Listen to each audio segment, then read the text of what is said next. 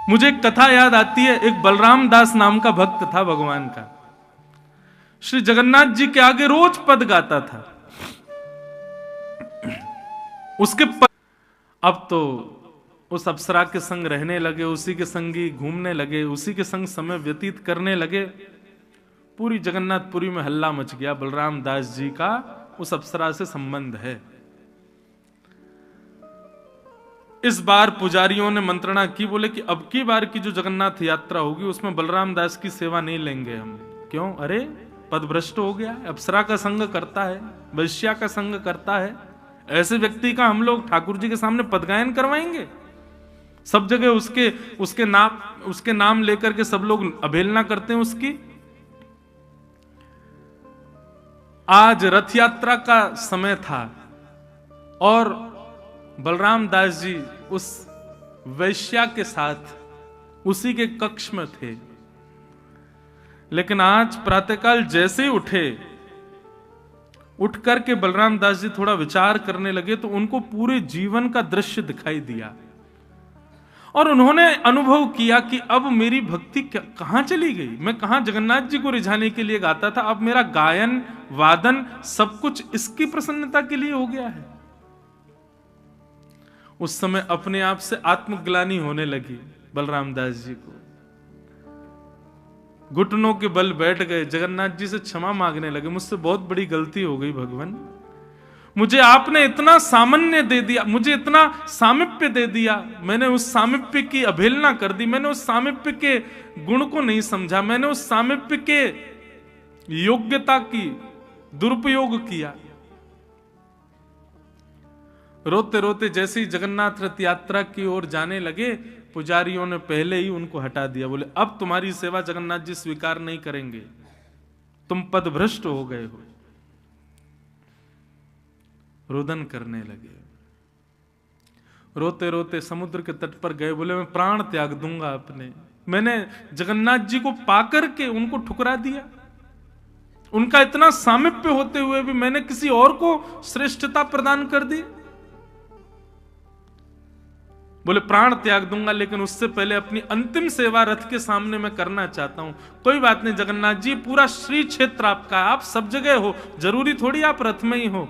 तभी एक बालू का रथ बनाया और रथ बना करके उसमें बालू के ही जगन्नाथ जी बिठा दिए और हर वर्ष जो रथ यात्रा के सामने गाते थे वो आज बालूका के रथ के सामने गाने लगे। स्थिति यह हुई कि जैसे ही असली रथों को खींचना प्रारंभ किया, सुभद्रा जी का रथ चला गया, बलराम जी का रथ चला गया, लेकिन जैसे ही जगन्नाथ जी का रथ खींचा, लाखों लोग खींच रहे थे लेकिन रथ नहीं बढ़ा आगे। श्रेष्ठ जनों ने, राजाओं ने, पुजारियों ने, सबने जाकर के जगन्नाथ जी को प्रणाम किया। सब लोग सावधानी से सुनो। हे महाप्रभु, हमसे कोई अपराध हो गया, आज आपका रथ आगे नहीं बढ़ रहा है। तभी जगन्नाथ जी ने राजा को स्वप्न दिया और कहा, बोले आज हम इस रथ में नहीं बैठे हैं, हमारा रथ तो आज समुद्र के तट पर बलराम दास ने बनाया, हम उसी रथ में बैठे हैं, हमारी यात्रा तो वहां चल रही है। और सबने जाकर के जब देखा तो वहां समुद्र के तट पर बालूका के रथ के सामने बलराम दास जी नाच रहे थे और वो रथ बिना खींचे ही अपने आप चल रहा था। कहने का अभिप्राय क्या है? बलराम दास जी अपने पद से गिर गए, अपनी स्थिति से गिर गए, लेकिन ठाकुर जी ने फिर भी उनको संभाल लिया, फिर भी उनको स्वीकार किया। सबने ठुकरा दिया लेकिन ठाकुर जी नहीं छोड़ते। श्री कृष्ण के आश्रय में आने में परेशानी कोई नहीं है, बस ये थोड़ा भय बना रहेगा, कब क्या कर दें कुछ पता नहीं है। लेकिन एक प्रसन्नता यह है कि कितना भी बड़ा पहाड़ गिर जाए वो आपका त्याग कभी नहीं करेंगे, वो आपको कभी नहीं छोड़ेंगे। नमे भक्त्या प्रणश्यति, गीता में भगवान कहते हैं मैं अपने भक्त का कभी पतन नहीं होने देता, मैं उसको कभी नहीं गिरने देता।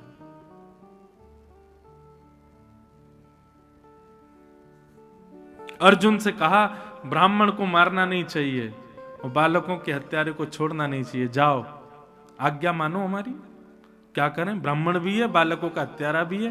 तभी भगवान की इस आज्ञा पर थोड़ा चिंतन किया और अर्जुन को पता चल गया मुझे क्या करना है। बोले क्या मतलब? इसको मुझे मृत्यु से भी बड़ा दंड देना है।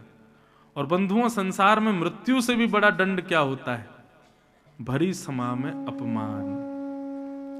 एक ख्याति प्राप्त व्यक्ति का, एक प्रतिष्ठित व्यक्ति का सबसे बड़ा दंड क्या है? मृत्यु दंड से भी बड़ा दंड है भरी सभा में अपमान। और गुरुपुत्र अश्वत्थामा की आधी मूछ, दाढ़ी, आधे केश और शिखा छेदन करके मणिम जहार मूर्धन्यम, उसके ब्रह्म तेज की मणि को निकाल करके संपूर्ण सभा के सामने अपमानित कर दिया। भगवान की ओर अर्जुन ने देखा, भगवान बोले हाँ यही है।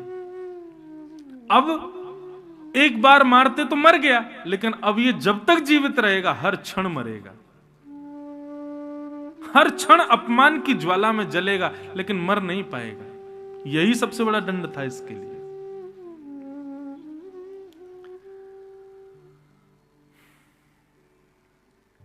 अश्वत्थामा को छोड़ दिया। भगवान पांडवों को बोले अब सब व्यवस्थित हो जाओ, मैं द्वारिका को निकल रहा हूं। जैसे ही रथ में बैठकर के द्वारिका को प्रस्थान करने के लिए भगवान तैयार हुए, इतने में ही अश्वत्थामा ने विचार किया कि इन पांडवों ने मेरा इतना बड़ा अपमान किया, इनको जीवित नहीं छोड़ूंगा। इन पांडवों को तो मैं नहीं मार सकता, लेकिन ऐसा कुछ करके जाऊं कि पांडवों के बाद इंद्रप्रस्थ की गद्दी पर बैठने के लिए इनका कोई वंशधर ना बचे। और उसके लिए मुझे अर्जुन की पुत्र वधू जो गर्भवती है, उसके गर्भ के बालक को मारना पड़ेगा, और तो कोई बचा नहीं है इनके यहां। और अभिमन्यु जो कि मर चुका है, उसकी विधवा पत्नी जो कि गर्भवती है, उसके बालक को मारने के लिए अश्वत्थामा ने ब्रह्मास्त्र छोड़ दिया। भगवान यहां जैसे ही द्वारिका की ओर आगे बढ़ने लगे, सब पांडव रुदन कर रहे थे। इतने में ही वहां आर्तनाद करती हुई कि पाहि पाहि महायोगिन देव देव जगत्पते नान्यम तद्भयम पश्ये यत्र मृत्यु परस्परम। दोनों भुजाएं उठाकर के दौड़ी द्वारिकाधीश की ओर और कहा कि हे नाथ, केवल आप ही जगतपति हो। पति शब्द का अर्थ होता बंधुओं रक्षक, रक्षा करने वाला। आप भगवान के नाम के आगे देखिए, हर नाम के आगे नाथ, बद्रीनाथ, द्वारिकानाथ, श्रीनाथ, रंगनाथ, जगन्नाथ। नाथ शब्द का अर्थ क्या होता है? रक्षक। भगवान जगतपति हैं, जगन्नाथ हैं, जग के रक्षक हैं। वो रक्षा नहीं करेंगे तो कौन करेगा? दोनों भुजाएं उठा करके दौड़ी भगवान की ओर। हे नाथ मेरी रक्षा करो, हे जगतपति मेरी रक्षा करो। मैं भले ही मर जाऊं, लेकिन मेरे गर्भ के बालक को बचा लीजिए ना भगवान। वहां पर अर्जुन भी खड़े हैं, युधिष्ठिर भी खड़े हैं, भीम भी खड़े हैं। चाहते तो किसी और के पास भी जा सकती थी, लेकिन उत्तरा और किसी के पास नहीं गई, सीधे ठाकुर जी के पास गई। मतलब और कोई मेरा रक्षक नहीं है नाथ, केवल आप हैं। हमारे ऊपर विपत्ति आती है तो हम फिर भी बहुत सारे मार्ग ढूंढ के रखते हैं कि ये रक्षा, ये रक्षा, ये रक्षा।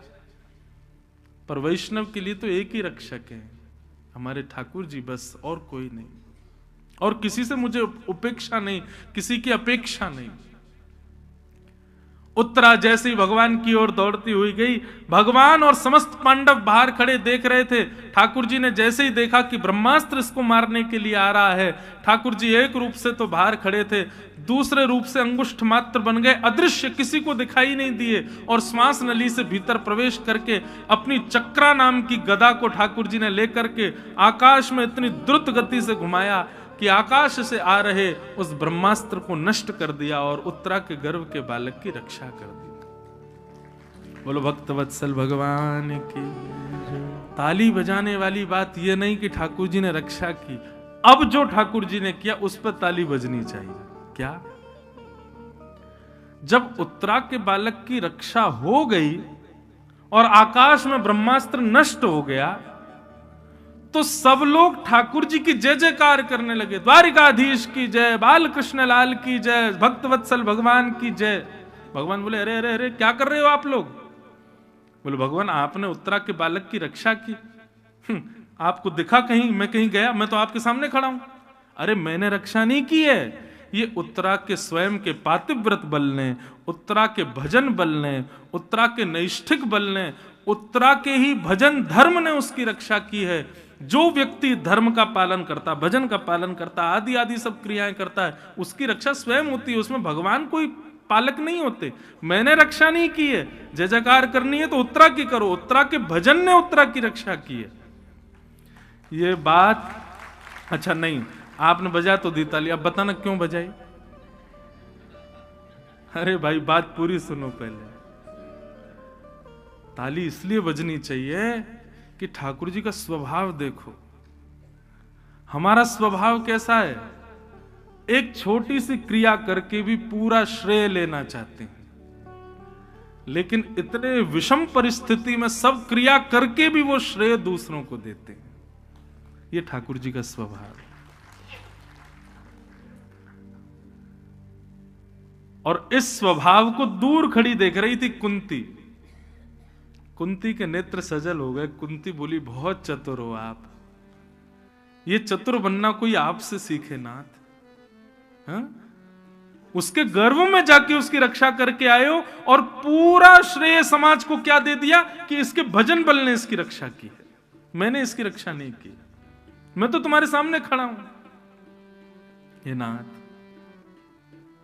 हम में एक लक्षण भी आ जाए ठाकुर जी का। मुझसे कोई पूछ रहा था कल परसों कि जीवन में व्यक्ति को आदर्श किसको मानना चाहिए। मैंने कहा भाई दुनिया में कोई आदर्श नहीं बन सकता, दुनिया में कोई आइडल बनाने योग्य कोई है वो हमारे ठाकुर जी, हमारे राधा रमन लाल जी। उन जैसा आदर्श कोई नहीं है भैया। ठाकुर जी के भक्त यदि बन रहे हो तो कुछ कुछ उनके स्वभाव जीवन में लाओ।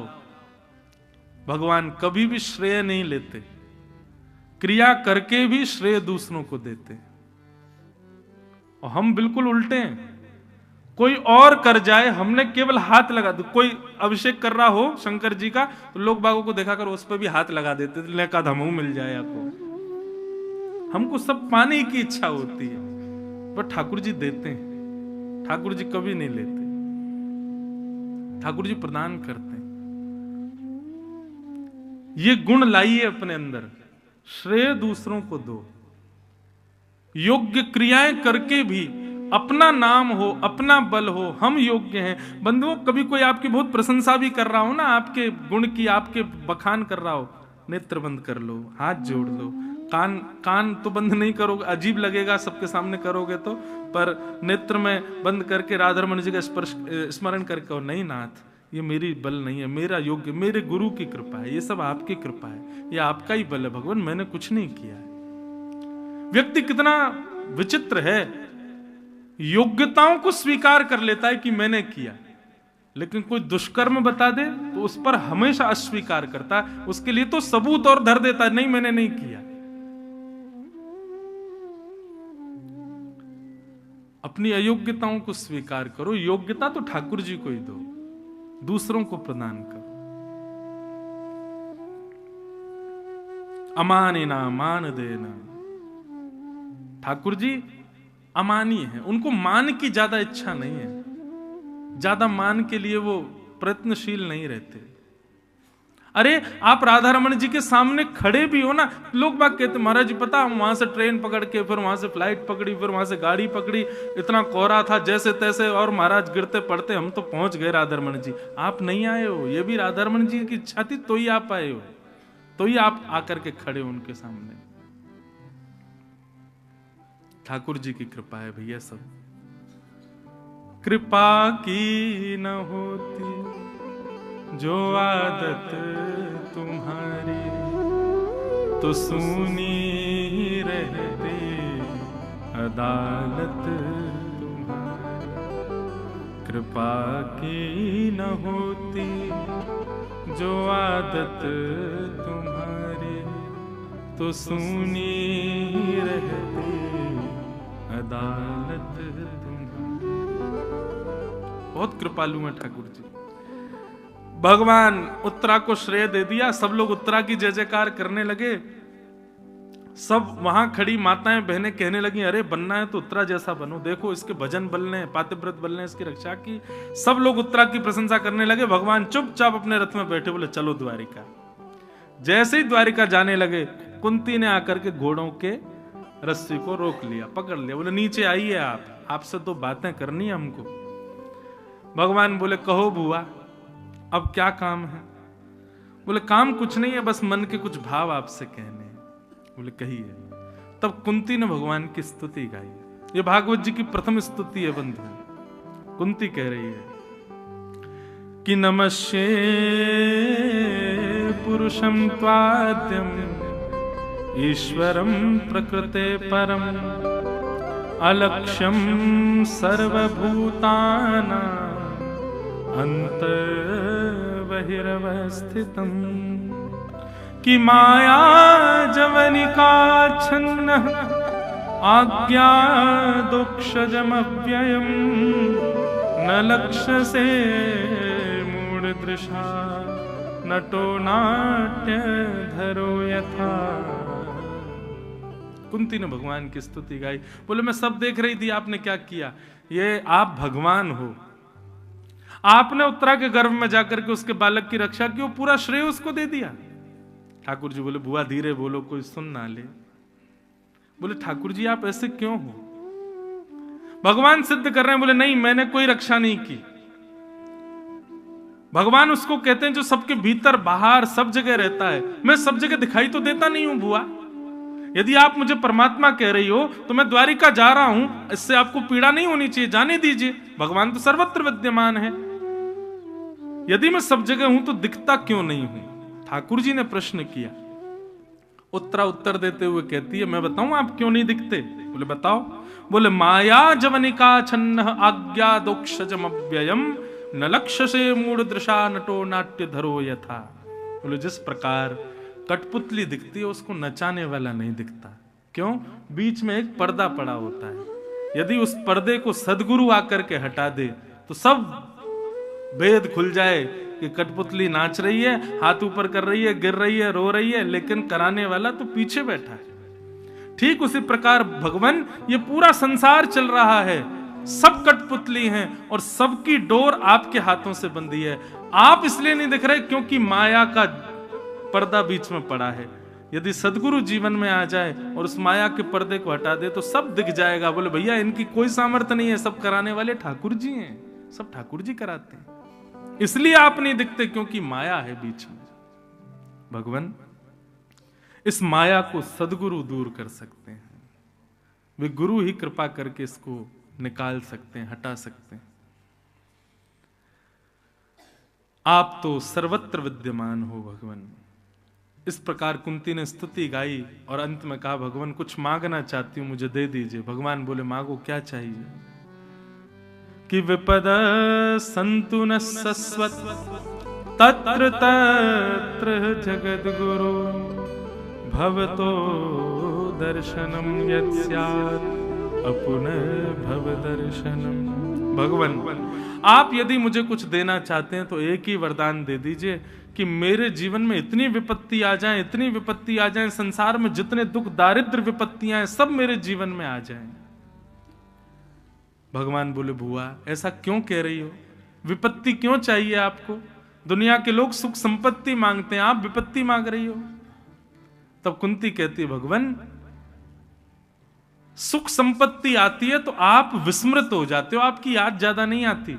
लेकिन जब विपत्ति जीवन में आती है तो आंसू आते हैं, आपकी बहुत याद आती है, बार बार आपका स्मरण होता है। भगवान कृपा करो, इसलिए मुझे विपत्ति चाहिए क्योंकि विपत्ति में आपकी याद बहुत आती है। भगवान आप कृपा करो, मुझे विपत्ति दे दो भगवान। बंधुओं सामर्थ्य नहीं है किसी व्यक्ति की राधा रमण जी से जाकर के विपत्ति मांगे, ये तो केवल और केवल कुंती की सामर्थ्य है।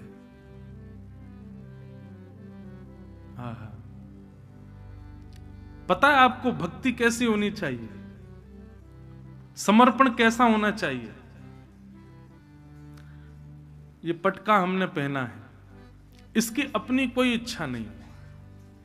इसको चाहे तो गले में पहन लें, इसको चाहे तो कमर से बांध लें, इसको चाहे तो सिर पर पहन लें, इसको चाहे तो पैरों से रगड़ दें, इसको चाहे तो किसी और को पहना दें। ऐसा वैष्णव भक्त को होना चाहिए। ठाकुर जी जैसे चाहें वैसे हमारा जीवन निर्माण कर दें, हमारी कोई इच्छा ना रहे। आपके भीतर अब भी कोई इच्छा है, ठाकुर जी से आप प्रस्तुत कर रहे हो कि नाथ ऐसा ऐसा हो, तो निश्चित है अब भी वैष्णव नहीं हो। वैष्णव तो अधीन होता है, पराधीन होता है ठाकुर जी के। आपको जिसमें रुचि लगे नाथ वैसा करो। जहां ले चलोगे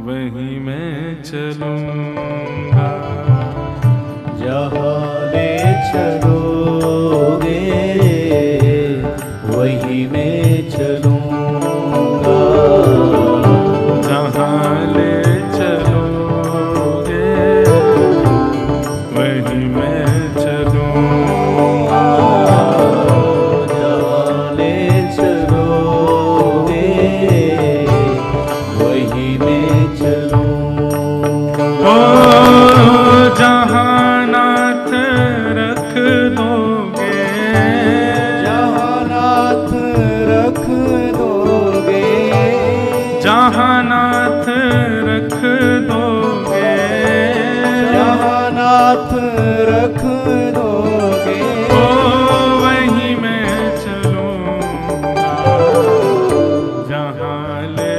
चलोगे वहीं मैं चलूंगा, जहां ले चलोगे पूरे विश्वास के साथ गाओ, वहीं मैं चलूंगा। करताल बजाते हुए गाओ, राधा रमण लाल की।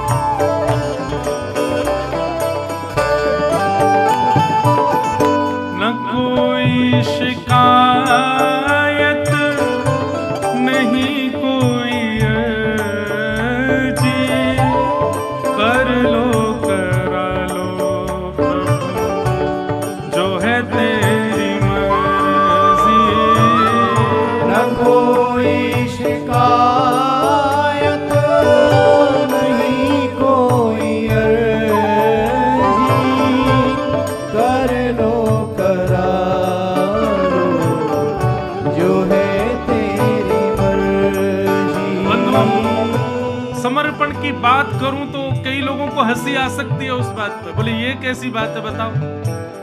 नामदेव जी के घर में आग लग गई, लोग बाग भागे महाराज आग बुझाने के लिए, भीतर जाकर के देखा तो क्या पाया, जो बची हुई सामग्री थी जहां आग नहीं लगी थी, नामदेव जी उनको पकड़ पकड़ के ला रहे थे, उनको भी फेंक रहे थे। लोग बागों ने कहा बड़ा पागल आदमी है, हम तो बचाने आ रहे थे, भैया आग लगी है जाके बुझाएंगे, ये तो बची हुई सामग्री को भी जला रहा। किसी ने कहा अरे क्या कर रहे हो, ये पागल हो क्या? बोले अरे नहीं तुम नहीं जानते, ये पावक भी तो अग्नि भी तो मेरे विट्ठल का स्वरूप है, मेरे राधा रमण जी का स्वरूप है। आज मेरे घर अग्नि के रूप में आए हैं, लेकिन मुझे इतनी पीड़ा हो रही है, केवल आधे घर में ही आए, पूरे घर में नहीं आए, इसलिए मैं पूरे घर को भी भेज रहा हूं कि पूरे घर में आओ आप। और जैसे ये बात कही महाराज, अग्नि शांत हो गई, श्री पंडरीनाथ भगवान प्रकट हो गए, हृदय से लगा लिया। बंधुओं, स्थिति सबके जीवन में आती है, पर उस स्थिति में आप नकारात्मक बन गए तो वो स्थिति नकारात्मक ही बन जाएगी। उस स्थिति को भी भगवत प्रसाद मान करके स्वीकार कर लिया तो प्रसाद कल्याणकारी ही होता है। वो कैसी भी स्थिति हो आपका कल्याण करेगी। न कोई शिकायत नहीं कोई अर्जी, कर लो करा लो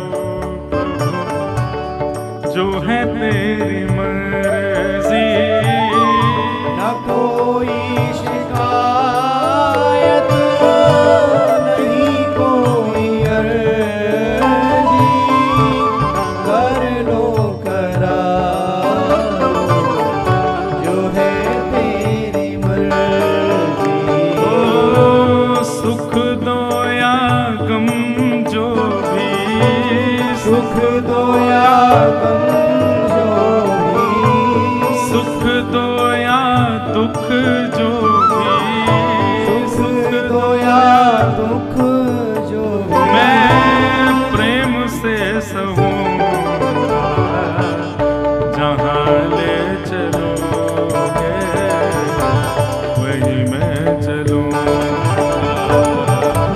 जहाँ ले चलोगे वहीं मैं चलूँगा। जहाँ नाथ रख दोगे, जहाँ नाथ रख दोगे, जहाँ नाथ रख दोगे, जहाँ नाथ रख दोगे वहीं मैं रहूँगा, जहाँ ले चलोगे वहीं मैं चलूँगा। जहाँ ले चलोगे वहीं मैं चलूँगा। जहाँ ले चलोगे वहीं मैं चलूँगा। जहाँ ले चलोगे श्री वृंदावन बिहारी लाल की।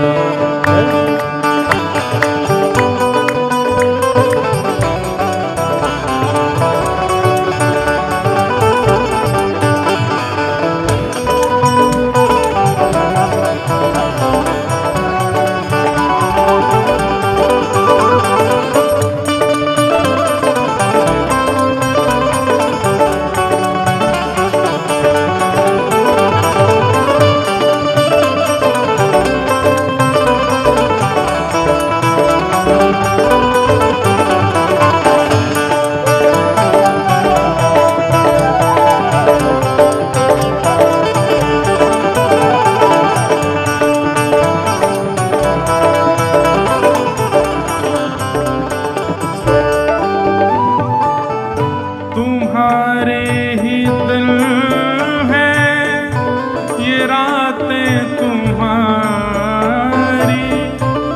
कृपा दृष्टि सब पर रहती तुम्हारी।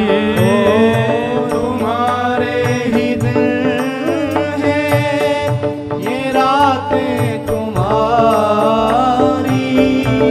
कृपा दृष्टि सब पर रहती तुम्हारी। ओ राधा रमण लाल मेरे, राधा रमण लाल मेरे, श्री राधा वल्लभ लाल मेरे, राधा वल्लभ लाल मेरे, मैं तेरा ही रहूँगा,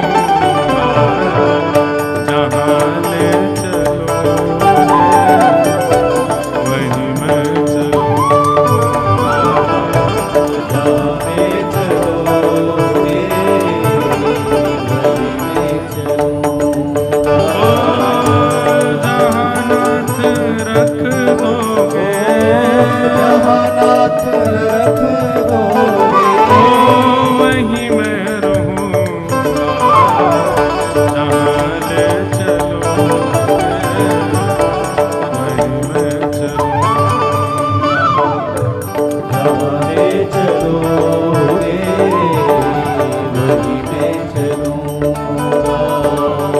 जहाँ ले चलोगे वहीं मैं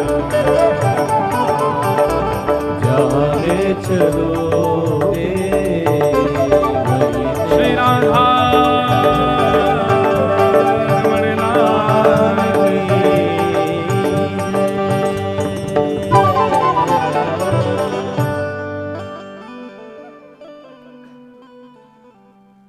सूरदास जी कहते हैं, जैसे राखो तैसे रहूं, जानत हो सुख दुख सब जन के, मुख सो कछु न कहूं। नाथ, आपको सब पता है हमारे सुख दुख क्या है, हमारी योग्यता किसमें, हमारी अयोग्यता। हम बताते क्यों हैं आपको कि हमको ये चाहिए? आप जैसे रखोगे नाथ, हम वैसे राजी हैं। ये वैष्णवता है। कुंती ने भगवान की स्तुति गाई भगवान ने कुंती पर कृपा की और ठाकुर जी आगे द्वारिका को प्रस्थान करने लगे। तो युधिष्ठिर जी रुदन करने लगे। युधिष्ठिर जी के रुदन को देख करके भगवान फिर रुक गए, बोले अब तुम क्यों रो रहे हो? युधिष्ठिर बोले, बालद्विज सुहन मित्र पृत्त भातृ गुरुद्वह नमेश्या निर्यान मोक्षा यापी वर्षा युता युतई। मैंने कितने बालकों को अनाथ कर दिया, कितनी माताओं को विधवा कर दिया। मतलब एक तो होता है कि गलती करने से पहले सोचना कि मैं गलत तो नहीं कर रहा, और एक होता है गलती पूरी हो गई अब रो रहे हैं कि हमने गलत कर दिया। दोनों में कौन श्रेष्ठ है?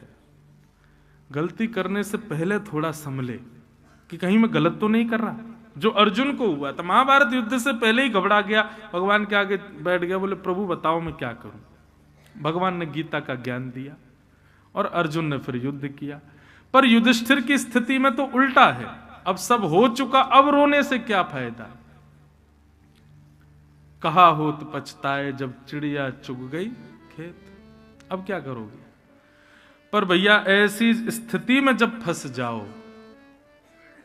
भगवान बोले अब तुमको दोबारा गीता नहीं सुनाऊंगा मैं, अब मैं चुप रहूंगा, मेरा वैष्णव भक्त बोलेगा। मतलब कोई आप क्रिया करने से पहले घबराहट हो तो ठाकुर जी के आश्रय में जाओ, ठाकुर जी आपको बताएंगे क्या करना है। पर क्रिया बिगड़ गई, अब ठाकुर जी के पास जाओगे तो लाठी पड़ेगी। अब किसके पास जाओ? अब तो किसी भक्त के पास जाओ, अब तो किसी वैष्णव संत के चरणाश्रित हो जाओ। वो अनुग्रह यदि कर दें, वो कृपा यदि कर दें तो बात बन सकती है। इस बहुत बड़ी बात है, इसको नोट कर लीजिएगा। अब संत के पास जाओ कि भगवान मुझसे अपराध हो गया है, मुझे ऐसा लगता है मैंने जो किया वो ठीक नहीं, अब मैं क्या करूं। इस स्थिति में जब युधिष्ठिर आए तब भगवान युधिष्ठिर को लेकर के भीष्म पितामह के पास गए। बाणों की सैया पर लेटे हैं भीष्म पितामह, रोम रोम में बाण लगाए भीष्म पितामह के, और ऐसी स्थिति में भगवान समस्त पांडवों को लेकर के भीष्म पितामह के पास गए। बंधुओं, मैंने बहुत विस्तार से भीष्म स्तुति बहुत बार कही है, अनेक बार उसका प्रवचन खूब विस्तार से किया है, आज उतना विस्तार नहीं करूंगा। पर भीष्म स्तुति से एक भाव सीखते हैं हम लोग, वो बात कहकर के मैं आगे चलूं। भीष्म पितामह, उनको इच्छा मृत्यु का वरदान था। पिता ने, आप लोगों ने कभी महाभारत टीवी पे भी देखी हो तो भी आपको पता होगा कि उनके पिता शंतनु ने उनको इच्छा मृत्यु का वरदान दिया था। परंतु भीष्म पितामह ने इच्छा मृत्यु में कोई सांसारिक भाव ना रख के एक ही भाव रखा था, बोले मेरे प्राण कब निकले, जब द्वारिकाधीश मेरे सामने हो। ऐसी इच्छा मृत्यु उन्होंने जाहिर की। विश्वास मानिए, हम लोगों को, आप लोगों को यदि ये वरदान मिल जाए कि चलो तुम्हारी इच्छा मृत्यु, जब तुम चाहो जैसे चाहो तुम्हारे प्राण निकलेंगे, तो हम लोगों की निश्चित है इच्छा बड़ी विचित्र होगी। हम लोग कोई सांसारिक भाव सोच के ही मरना चाहते हैं। पर भैया हमारी एक बात मानिए, मुझे ऐसा लगता है कि इच्छा मृत्यु का वरदान मुझे भी मिला है, आपको भी मिला है, हम सबको मिला हुआ है। पर हमने कभी इच्छा करी नहीं मृत्यु की, हमने कभी सोचा ही नहीं मरना कैसे। बहुत ध्यान से सुनिएगा, अगर बात अनुचित लगे तो आपका भाव प्रणाम है, पर यह अनुचित नहीं है, ये बात बिल्कुल उचित है। मैंने गुरुजनों से भी पूछा, उन्होंने भी मोहर लगाई, नहीं ये बात बिल्कुल ठीक है कि इच्छा मृत्यु का वरदान सबको मिला है। हम सबके पास में इच्छा मृत्यु है, पर विडंबना यह कि हमने कभी इच्छा मृत्यु की नहीं, हमने सोचा ही नहीं कि हमको मृत्यु के। आप किसी भी व्यक्ति से, अब बच्चा जब 10th 12th पास करता है तो उसके रिश्तेदार पूछते हैं, घर वाले पूछते हैं फ्यूचर प्लानिंग क्या है, बताएगा उस कॉलेज में पढ़ना चाहता हूं, ब्याह का क्या ख्याल है, बोले हाँ ऐसे ऐसे गुण स्वभाव वाली लड़की मिल गई तो ब्याह कर लूंगा। और बोले फिर ऐसा है कि सेटल हो जाऊंगा, यूएस चला जाऊंगा, वहां पे बाल बच्चे होंगे, उनका भी परवरिश हो जाएगी, ऐसे कर लेंगे, वो भी कमाएगी, मैं भी। सारी फ्यूचर प्लानिंग बता देगा। लेकिन जो फ्यूचर प्लानिंग उसने बताई है अपनी, वो है जो वो प्रिडिक्ट कर रहा है, वो होगी कि नहीं ये उसके हाथ में नहीं है। बहुत ध्यान से सुनिएगा बात को। हम जो भी फ्यूचर प्लानिंग करते हैं वो प्रिडिक्शन होता है हमारा, वो वास्तविकता नहीं है, वो सत्य नहीं है। संभव हुआ, मेहनत करी, कर्म में बल हुआ तो ऐसा मैं कर पाऊंगा। लेकिन एक बात तो हम सबको पता है कि हमारी मृत्यु हो जानी है एक दिन, सबको पता है, वो हमको पता है। लेकिन उसके लिए हमने कभी कोई इच्छा जाहिर की नहीं, प्रकट ही नहीं की। कैसी होनी चाहिए? आज वृंदावन में बैठे हो आप लोग, वर्ष का अंतिम दिन चल रहा है, 2-3 दिन और बचे। अब इच्छा मृत्यु रखो। अब अगर आप बिहारी जी जाओ, राधा रमन जी जाओ, राधा वल्लभ जी जाओ, तो अभी तक तो फैक्ट्री मांगी थी, बच्चे मांगे थे, आदि आदि क्या क्या मांगते हम भगवान से। पर हमारी एक बात मान लेना, अब इच्छा मृत्यु मांगना कि हे भगवान इतना तो कहना स्वामी, जब प्राण तन से निकले। नाथ हमें और कुछ नहीं चाहिए आपसे। हमारे जीवन में सुख दुख जो भी आएंगे सब हमारे कर्म बल है। हमारे जीवन में कुछ भी अप्स एंड डाउन्स आएंगे सब सह लेंगे हम। बस आप हमको एक चीज का वरदान दे दीजिए कि हमारे प्राण जब भी निकलें तो ऐसे निकले। बाकी सब हम झेल लेंगे, बाकी सब हम सह लेंगे, बस आप इतनी कृपा कर देना हे बिहारी जी, जब मेरे प्राण निकलने वाले हो ना, तो ऐसी कुछ योजना बनाना कि मेरे मित्र या परिवार के लोग वृंदावन आने के लिए मुझसे पूछें और मैं उनके संग आ जाऊं।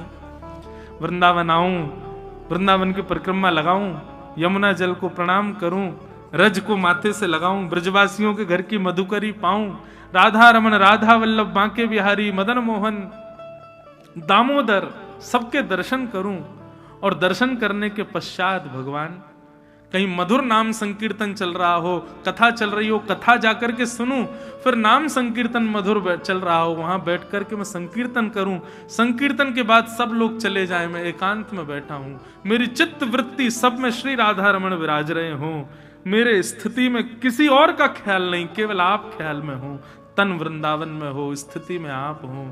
और बस नाथ, बस यही स्मरण करते करते ब्रज रज माथे से लगी हो, चंदन से पूरा मुख लीपा हुआ हो, इत्र की सुगंधी गले में बांके बिहारी की माला हो, बस उसी समय प्राण निकल जाए नाथ, ऐसी कृपा कर दे।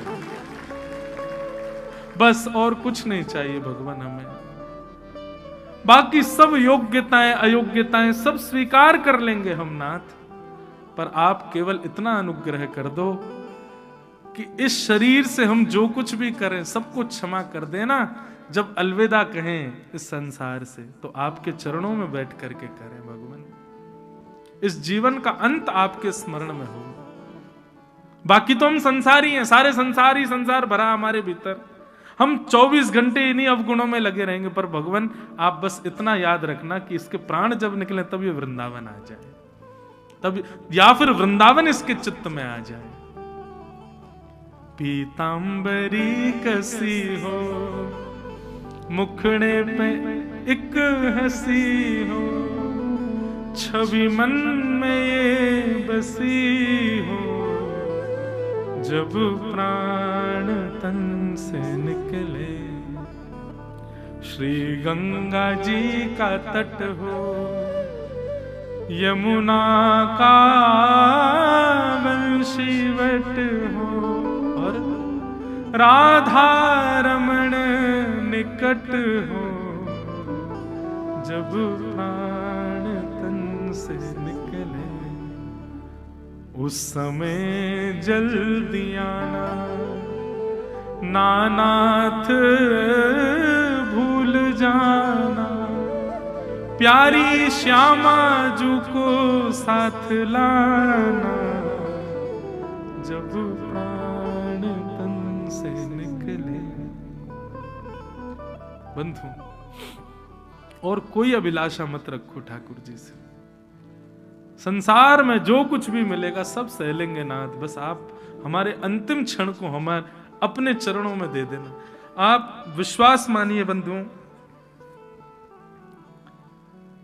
और तो मैं बालक ही हूं, ज्यादा कुछ तो बड़ी बड़ी बात नहीं करूंगा, पर मुझे ऐसा लगता है कि इस व्यासपीठ की इतनी योग्यता तो है, योग्यता तो बहुत है, पर व्यासपीठ पर बैठा एक बालक ही है ना, मैं तो अयोग्य ही हूं, पर हां इतनी योग्यता इस व्यासपीठ पर बैठ के मुझे भी मिल जाएगी कि ये अंतिम सत्य आप सब यदि अभी प्रेडिक्ट कर लोगे तो निश्चित पूर्ण होगा। आप अभी अगर विश्वास कर लो कि नाथ ऐसे प्राण निकले, तो मेरी जिम्मेवारी, मैं अपनी जिम्मेवारी पर कह रहा हूं, ठाकुर जी इसको पूर्ण करेंगे। अंतिम क्षण में ठाकुर जी के श्री चरणों में प्राण और उनकी स्मृति में प्राण निकले। और एक बात और, ये बताना नहीं, ढिंडोरा नहीं पीट, ब्रॉडकास्ट मैसेज मत डाल देना व्हाट्सएप पे, मैंने ये इच्छा मृत्यु करी है, मेरी ये इच्छा मृत्यु है।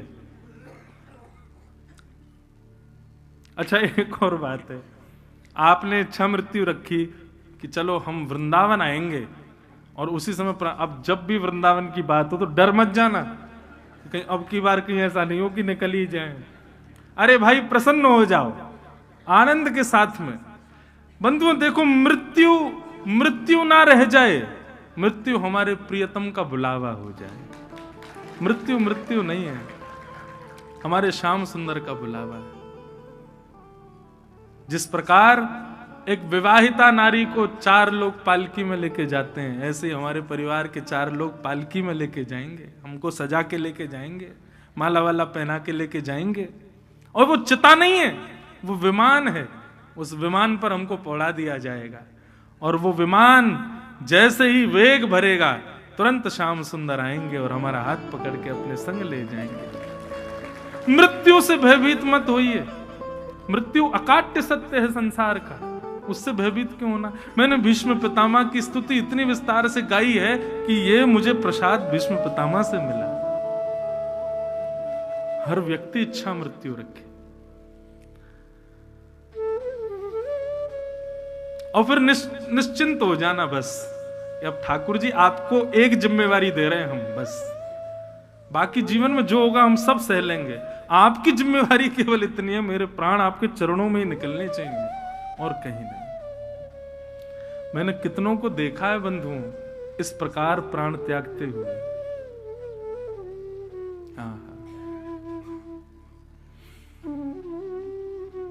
भीष्म पितामह ने बाणों की सैया पर लेटे, मृत्यु देवी सामने खड़ी है, बोले मैं आ जाऊं। भीष्म पितामह खबरदार, सामने खड़ी रहे, आना नहीं मेरे पास। बोले कब आऊं? बोले जब त्रिभंग लली श्याम सुंदर मेरे सामने आ जाएं, उनके कटाक्ष नेत्रों को मैं देख लूं, वो मधुर मुस्कुरा जाएं, उनसे 4 बातें मेरी हो जाएं, वो मेरे चित्त में रोम रोम में बस जाएं, बस उसी समय मेरे प्राण ले लेना। तब तक खड़ी रहना, मेरे पिता की आज्ञा है मुझे कि मुझे इच्छा मृत्यु है, तब तक मेरे प्राण नहीं निकलने चाहिए। वास्तव में तो भगवान कब के द्वारिका चले गए थे, लेकिन ये भगवान को बार बार रोका जो जा रहा था ना, ये मृत्यु देवी रोक रही थी। बोले आइए पहले भीष्म पितामह को दर्शन दो भगवान। अब ठाकुर जी जैसे ही आए, भीष्म पितामह के नेत्र सजल हो गए। त्रिभंग लली श्याम सुंदर शंख चक्र गदा पद्म धारण करके सामने खड़े हैं। मधुर पीतांबरी लहरा रही है, चंदन की सुगंधी आ रही है, मधुर ब्यार बह रही है, और सब धुंधुला दिख रहा है, केवल ठाकुर जी दिख रहे हैं भीष्म पितामह को। तभी पांडवों ने सोचा कहीं ये देखते देखते प्राण न त्याग दें, जाओ चरणों में बैठो इनके। पांडवों ने चरणों में प्रणाम किया और भीष्म पितामह ने उनको 5 धर्म बताए, दान धर्म, राज धर्म, मोक्ष धर्म, स्त्री धर्म और भगवत धर्म। दान धर्म बताया, बोले कि भैया दान, सबसे बड़ा दान क्या है संसार में? 2 दान सबसे बड़े हैं। एक तो अभय दान, अभय दान का मतलब है कि आपसे किसी को भय नहीं है, आपसे सब निर्भीक हैं, ये सबसे बड़ा दान अभय दान। और दूसरा दान है ज्ञान का दान। लेकिन ये ज्ञान का दान भी ऐसी सबको परोसते मत रहो, जो मिले उसको बैठ, आए सुन यहाँ पे बैठ, हम कथा सुन के आए हैं, तेरे को बताएं 4 बात नहीं, जो योग्य हो उसी को बताओ। कथा इतनी बढ़िया जगह है कि यहां जिसको ज्ञान चाहिए होता वही जगह रहता, बाकी सो जाते हैं, बाकियों की आंख ही लग जाती। ठाकुर जी अपने आप ही सुला देते, बेटा तुम सुन ही नहीं पाओगे इस बात को। लेकिन यहां से बाहर जाके थोड़ा विचार करना पड़ेगा, योग्य अयोग्य कौन है। तो दान धर्म। अब बात यदि धन की आवे तो धन में यह विचार करना बंधुओं, कुपात्र दानाच भवेत दरिद्रम, कभी भी किसी अपात्र को कुपात्र को दान मत देना। दान सदैव उसको प्रदान करो जिससे लगता है कि हाँ गौ सेवा होगी, भगवत सेवा होगी। ब्राह्मणों को दान करो, वैष्णवों को दान करो, संतों को दान करो। दान धर्म बताया। राज धर्म बताया। ये राजा आपस में लड़ते झगड़ते रहते हैं, झूठ वूठ बोलते हैं, एक दूसरे के साथ गलत करते हैं, क्या इनको पाप लगता? नहीं, ये राज धर्म है। ये ऐसा नहीं करेंगे तो ये अपने राज शासन चला ही नहीं पाएंगे। तीसरा मोक्ष धर्म। मोक्ष धर्म के बारे में भीष्म पितामह कहते हैं कि भाई मोक्ष बिना हरि के भजन के प्राप्त नहीं होगा। कोई व्यक्ति सोचे कि मैं केवल जीवन जी लूं, अंतिम समय में भगवत स्मरण कर लूं, मोक्ष मिलेगा, नहीं, आपको जीवन भर भगवत स्मरण करना पड़ेगा, तभी अंतिम श्वास में भगवत स्मरण होगा। नहीं तो आप सोचते रहो अंतिम श्वास में ले लेंगे तो जन्म जन्म मुनि जतन कराई, अंत राम कही आवत नहीं। अंत में राम का नाम याद नहीं आता। इसीलिए तुम्हें कह रहा हूं अंत को पहले ही बता दो ठाकुर जी को, क्योंकि अंत में ही भगवत स्मरण नहीं होता। स्त्री धर्म बताया। बोले कि भैया एक ही धर्म एक ही व्रत नेमा, काया वचन मन पति पद प्रेमा। और स्त्री धर्म के विषय में भागवत में कहते हैं भर्तु शुश्रूषणम स्त्रीणाम परो धर्मो यमाय तद बंधुनाम च कल्याणम प्रजानाम चानुपोषणम। स्त्री का धर्म है वो 3 लोगों को तारने के लिए जन्म लेती है। जन्म लेते ही पिता, ब्याह के बाद पति और जन्म देने के बाद पुत्र। 3 लोगों की जिम्मेवारी उसके ऊपर है। एक जगह बंबई में मेरी कथा हो रही थी तो एक माता, मैं यही विषय बोल रहा था स्त्री धर्म का, तो जैसे ही मैं मन से उतरा बोली मुझे आपसे बात करनी है। मैंने कहा मैया कल बात कर लेना, पर्ची पर लिख के दे देना या आ जाना हमारे निवास पे। तो आई आकर के महाराज बड़ी गुस्सा हुई मुझ पे। मैंने कहा क्या हो गया? बोले महाराज जी सारे ग्रंथ, सारे धर्म, उपनिषद, पुराण और ये आप सब सारे वक्ता, सारे संत महापुरुष, हम स्त्रियों को ही क्यों समझाते हो? कभी भी नहीं सुना कि किसी पुरुष को समझाया जाता हो। स्त्री समझे, स्त्री को ही समझना है, स्त्री के लिए ही सारी जगह पर लिखे जाते हैं स्त्रियां ऐसे रहें ऐसे करें। पुरुष के लिए कभी क्यों नहीं कहते आप? भगवान की कृपा से, गुरु की कृपा से, हमारे पूज्य पिताजी महाराज की आज्ञा से बढ़िया उत्तर मन में तभी आ गया। ठाकुर जी कृपा कर देते हैं, कभी कभी ऐसे प्रश्नों के उत्तर बढ़िया आ जाते हैं। और मन में भाव क्या आया कि भाई जिम्मेवारी उसी को दी जाती है जो जिम्मेदार होता है, गैर जिम्मेदार को थोड़ी दी जाती है। बार बार संभलने और ये संभलने करने की बातें स्त्रियों को इसलिए दी जाती क्योंकि उनके ऊपर बहुत बड़ी जिम्मेवारी है। पुरुष तो गैर जिम्मेवार है, वो कोई जिम्मेवारी थोड़ी निभा पाता है। जिम्मेदारियां तो माताएं निभाती हैं, इसीलिए उनको समझाया जाता है। ब्याह जब होता है तो लड़का को कोई नहीं समझाता, लड़की को सब समझाना, ऐसे रहना, जे करना, वो क्यों? तुम्हारी जिम्मेवारी है भाई। माता घर से जाती है, 2 बेटे हैं, एक छोटा एक बड़ा, घर की चाबी और सारा रख रखाव बड़े को देके जाएगी। क्यों? बुद्धिमान है, ये ध्यान रखेगा। और छोटे को तो संग ही ले जाती, वो तू संग ही चल, घर रहेगा तो और उत्पात करेगा। तो जिम्मेवार जो होता है, जिम्मेदारियां उसी को दी जाती हैं। मेरी दृष्टि में, और मेरी नहीं सबकी दृष्टि में, माताएं बहुत जिम्मेवार है। पूरी सृष्टि की जिम्मेदारी उनके हाथ में है। पति की जिम्मेदारी, पिता की जिम्मेदारी, पुत्र की जिम्मेदारी, सबकी जिम्मेदारी है। इसलिए ही तो जिम्मेवारियां बताई जाती हैं। और एक बात और कहें बंधुओं, माताएं, बहनें और जितनी भी बालिकाएं हैं, इस बात को वो समझ लें कि बहुत बड़ी जिम्मेदारी है उनके ऊपर। उनका स्वच्छंद होना 3 लोगों को बर्बाद कर देता है। क्योंकि वो कुछ नहीं कर पाएंगे तीनों। आप जिम्मेवार नहीं बनोगे तो आपकी जिम्मेवार होना बहुत जरूरी है। लोग इस बात पे वुमेन एम्पावरमेंट वाले मुझे घेर लेंगे, क्यों स्वच्छंद क्यों नहीं हो सकती माताएं? अरे स्वच्छंद रहो भैया, लेकिन अब वही बात है कि राजा का काम है सबको संभालना, लेकिन राजा सोचे नहीं जितना भी पैसा आएगा मैं तो उससे ऐशो आराम करूंगा, मैं तो उससे रहूंगा, मैं तो ये करूंगा, मैं तो वो करूंगा, अपनी मनमर्जी से रहूंगा। तो ऐसे राजा को ज्यादा दिन टिकने नहीं देते लोग। राजाएं हैं माता, उनके ऊपर जिम्मेवारी है, उनको सब चीजों को समझ करके संभाल करके संजोना पड़ता है, निभाना पड़ता है। एक तपस्या का जीवन है एक स्त्री होना। पुरुष होना तपस्या नहीं है, स्त्री होना तपस्या है। और उसको तपस्विनी बनकर के जो करे, निश्चित है कि वो 3 पीढ़ियों को कल्याण कर देती है। इसलिए भैया ये माताओं के रूप में जन्म लेना, स्त्री के रूप में जन्म लेना, बेटी होना, ये बहुत बड़ी तपस्या की बात है। आपको ठाकुर जी ने जिम्मेवार समझा है, इसलिए स्त्री बनाया है। उस जिम्मेवारी को समझो और उसका पालन करो। पुरुष तो कुछ नहीं, बेकार हैं सब, ऐसे ही कर रहे हैं सब काम, सब चीज की योग्यता। एक जगह मैं कहीं पढ़ रहा था आर्टिकल में, हार्ट अटैक से मरने वाले सबसे ज्यादा पुरुष होते हैं, माताएं नहीं। क्यों? गाड़ी खरीद के लाए और गाड़ी खड़ी रहे, चलाओ नहीं तो इंजन जाम हो जाएगा, लेकिन गाड़ी को चलाते रहोगे तो इंजन बचा रहेगा। हार्ट हम सबको दिया भगवान ने, पुरुष चलाते ही नहीं तो इसलिए जाम हो जाता है, अटैक पड़ जाता है उसमें। माताएं तो उसी को चलाती रहती, उसी के प्रति रहती हैं, इसलिए उनको हार्ट अटैक कम पड़ता है।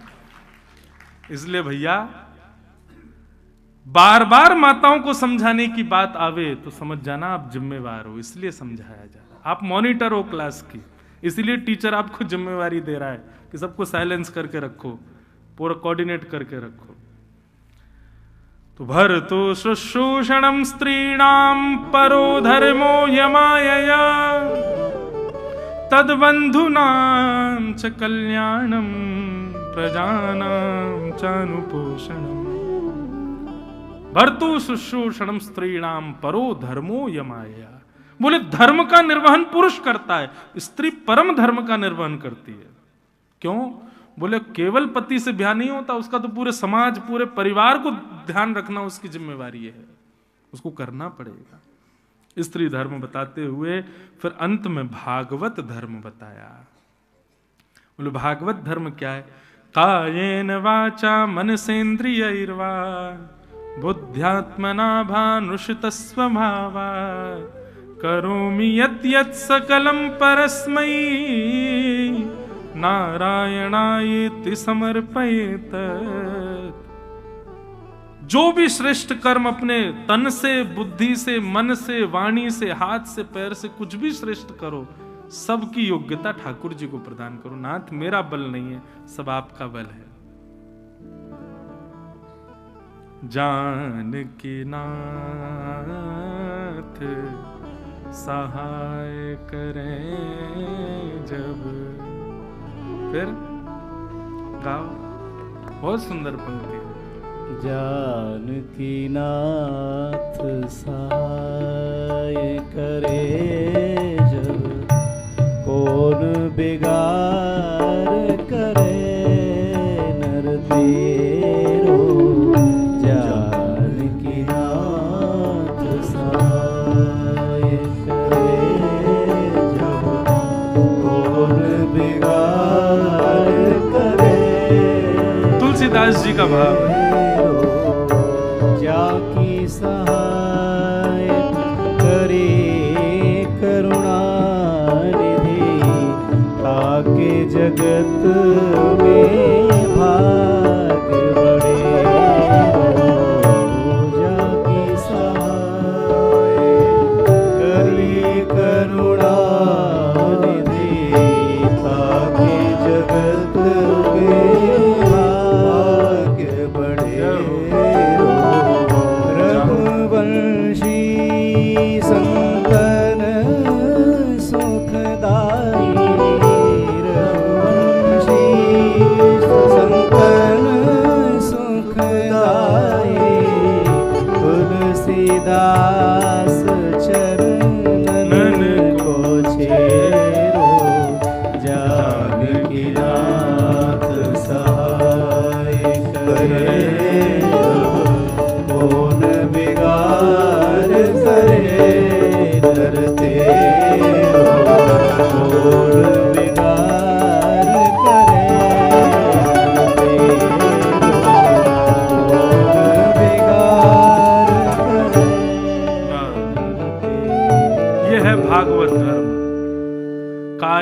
वाचा मन से। देखो बंधुओं, ठाकुर जी के श्री चरणारविंद जो हैं, एक संत कहते हैं वृंदावन में कि ठाकुर जी के चरणारविंद क्या हैं? बोले बैंक हैं।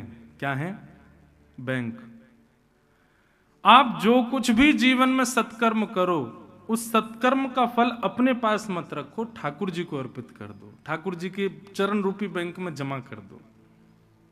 तो बोले उसका फल क्या होगा? बोले जिस प्रकार घर में तंगी आ जाने पर आप बैंक से धन निकाल करके उस परिस्थिति से बच के निकल जाते हो, ऐसे ही अपने जीवन के सारे पुण्य ठाकुर जी के चरणों में अर्पित करते जाओगे, तो कभी यदि जीवन में बहुत बड़ा संकट आ गया या आपसे कोई अपराध ऐसा बना कि महाराज तुरंत मृत्यु हो गई और आपको नरक जाना पड़ा, लेकिन आपने जितने भी पुण्य किए थे वो सब ठाकुर जी के चरणों में अर्पित कर दिए, तो जो नरक जाने के लिए आपको तैयार कर रहे थे यमदूत, आपके द्वारा अर्पित किए गए सारे पुण्य ठाकुर जी के चरणों से मुक्त हो जाएंगे और नरक का द्वार बंद करके भगवत धाम की प्राप्ति करा देंगे। इसलिए भैया जो कुछ भी करो, नाम जप करो, साधन करो, संतों को प्रणाम करो, परिक्रमा करो, हर स्थिति के बाद जल लो हाथ में, जल नहीं है तो ऐसे ही भाव रख लो और नारायणाय समर्पयामि, श्री कृष्ण चरणार्पण मस्तु, सब भगवान को अर्पित करो,